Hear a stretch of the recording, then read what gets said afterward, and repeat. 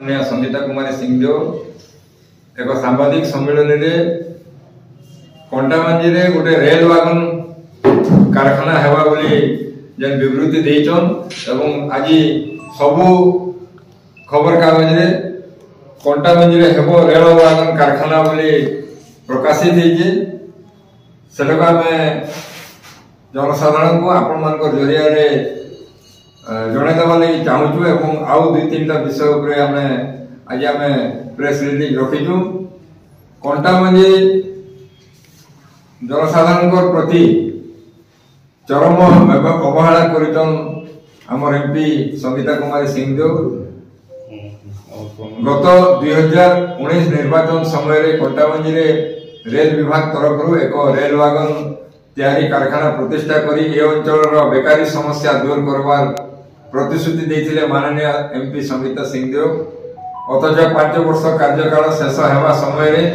आज सांबादिक सम्मेलन करी कंटाबांजी रे एक रेल वागन तैयारी कारखाना करबा परिवर्ते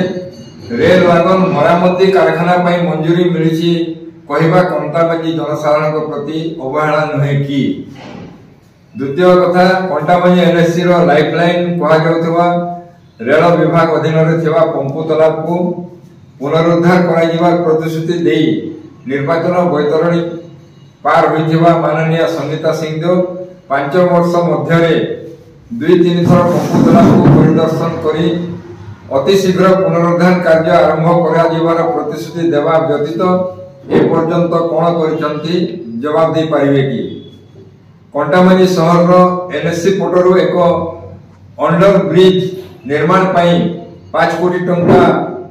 मंजूर होइछि एवं अति शीघ्र काम आरंभ हेबो बोली 3 वर्ष तळु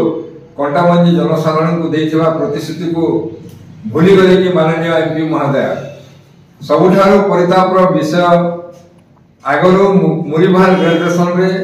पुरी दुर्ग इंटरसिटी एक्सप्रेस ट्रेन यात्री मानक सुविधा पाई 1 मिनिट रहणी होइतिला हेउतला मात्र आमर एमपी श्रीमती संगीता सिंहदेव 2019 रे निर्वाचित हला परे मुरीबाहर रे इंटरसिटी ट्रेन रहणी बंद हे गला जहा फल रे जने यात्री मुरीबाहर रो भुवनेश्वर जीवा पई 200 टंका टिकट बाबद रे खर्च करूथबा स्थळे मुरीबाहर रो कंटाबांजी किबा टिटलागढ़ स्टेशन को भुवनेश्वर जीवा पई ऑटो किबा बोलेरो रे 1000 टंका रो ऊर्ध्व खर्च करबा को पड़ुची एथि प्रति माननीय एमपी संगीता सिंहदेव कौन पदक्षेप लेइचंती